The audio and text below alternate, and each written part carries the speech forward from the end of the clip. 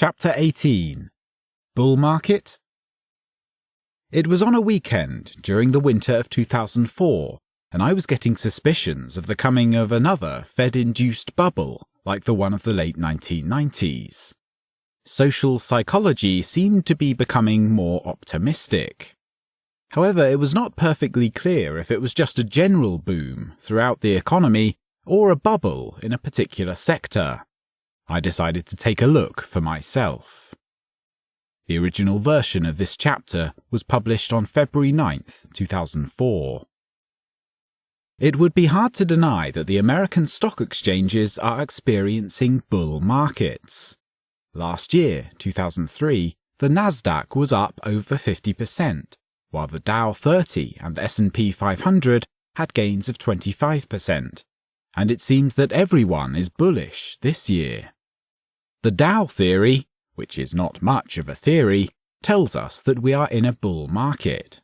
If you are a follower of the January effect, where the month of January somehow determines the fate of the market for the year, you should also have a bullish outlook, because all of the stock market indexes ended the month in positive territory.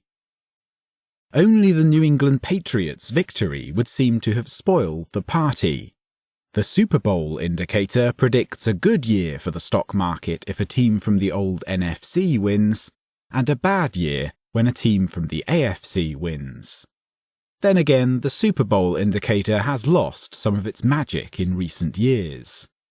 Maybe we should switch to political indicators, which would suggest big gains in stocks during an election year. But is the stock market truly showing signs of prosperity? Or is it just BS?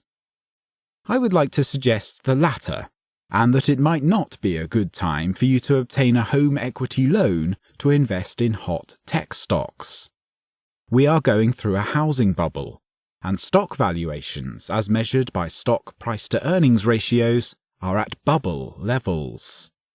The buy low, sell high philosophy would lead you to sell stocks now, not buy them. I'm not suggesting that you sell your house or cash in your retirement funds, only that you don't throw caution to the wind and abandon traditional guidelines.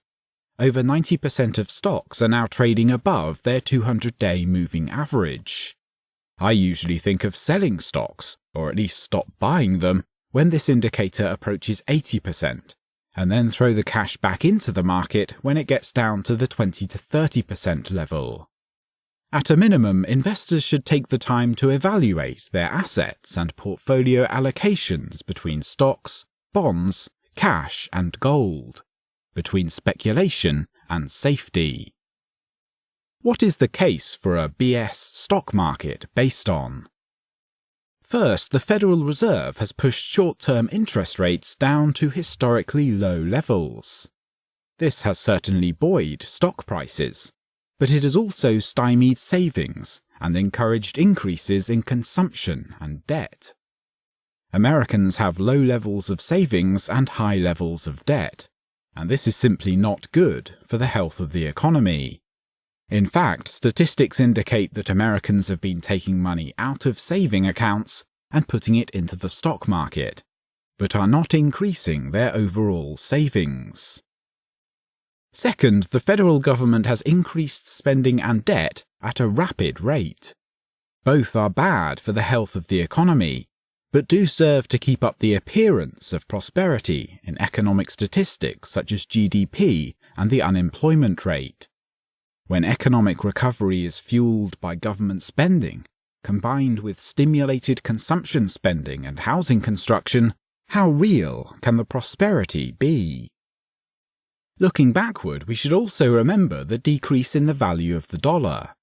Thanks to the Federal Reserve, the US dollar index lost approximately 15% of its value in 2003. If you had parked your money in a foreign bank or foreign bonds, you could have avoided the loss plus earned interest, making the 25% gains on US stocks hardly spectacular in comparison. Looking forward, we should note that the percentage of investment advisors who are bullish on the market is near the highest level experienced over the last 4 years. The percentage of investment advisors who are bearish is near the lowest level over the same time period.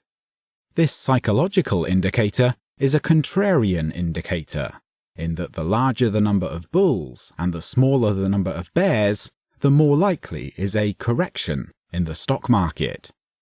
It is not a perfect indicator, nothing is, but it does line up with economic analysis in finding some trouble ahead in the US stock market. This takes me to my disclaimer.